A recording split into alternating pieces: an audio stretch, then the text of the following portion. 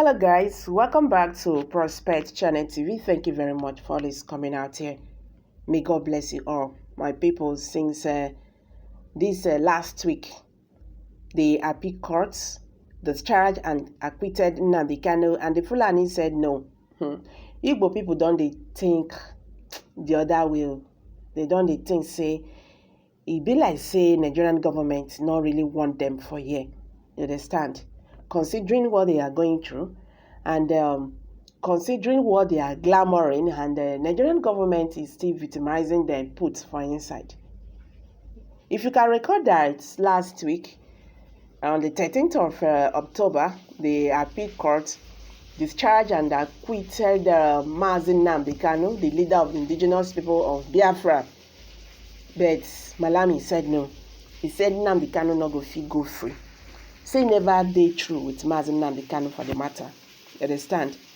Say Nnamdi Kanu, he never do am really wetin he wants when he want do to am. So Nnamdi Kanu no go fit just go like that. And true, the Southeasterners, they are not happy with this. Because Nnamdi Kanu's release brought kind of joy to them, a kind of relief.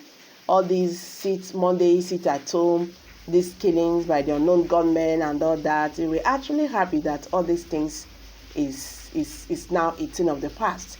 But the Nigerian government have told them, say, una never start, now una won't begin see something. So I will come begin the think, say, your own leaders, when supposed to bring peace, come they give people, now then still they put fire for inside. The thing is really very unfortunate.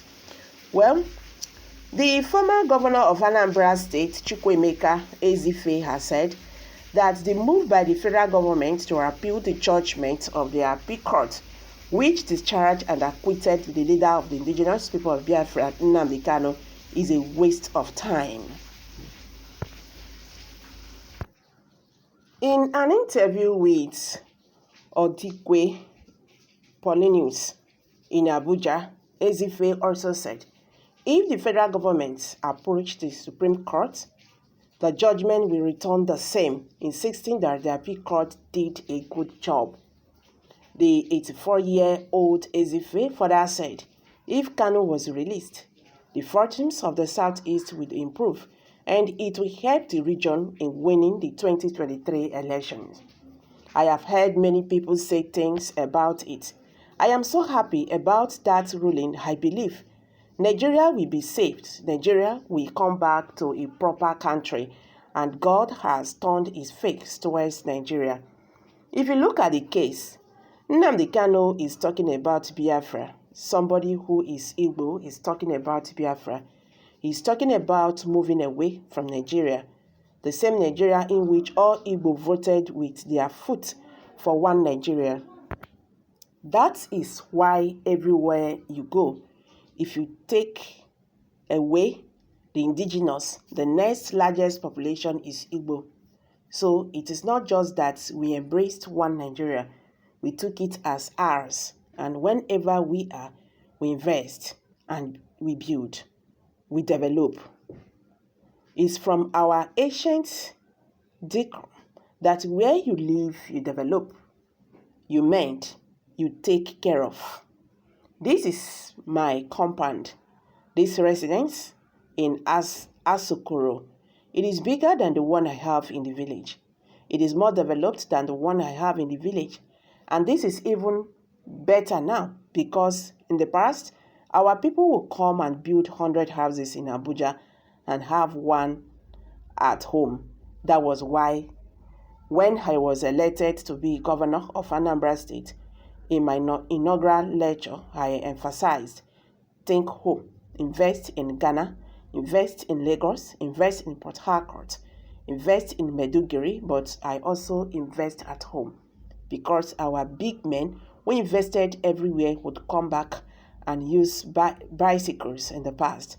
But now it is changing. They are beginning to invest at home also. Why should Nnamdi Kanu want to leave Nigeria? Well, I am happy with your newspaper, The Sun.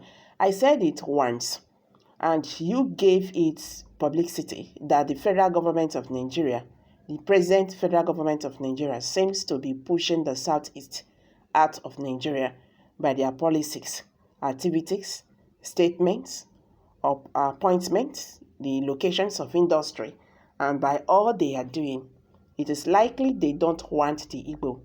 For the railway project, none is given to Igbo. No major appointment to the Igbo. Most Igbos are thrown out via retirement. An Igbo woman had a pharmaceutical factory and it was closed down because they said young men were sniffing something. This was something that had been in the market for a long time. Ifeanyi Ubah was locked up. He has the largest product depot in Nigeria. Look at one man who is manufacturing cars in his son. He was brought in his parents to EFCC or whatever they call it and tortured. Anytime you take a man out of his house and put him in a sub-atmosphere, you are torturing him. There are so many things to say. Our people will import containers and they are seized and sold to some people who will sell them back to our people. In cement, we had the man who supplied most tonnage of cement to Nigeria, Igbo. Eventually, he was locked out of it. He is now gradually coming back.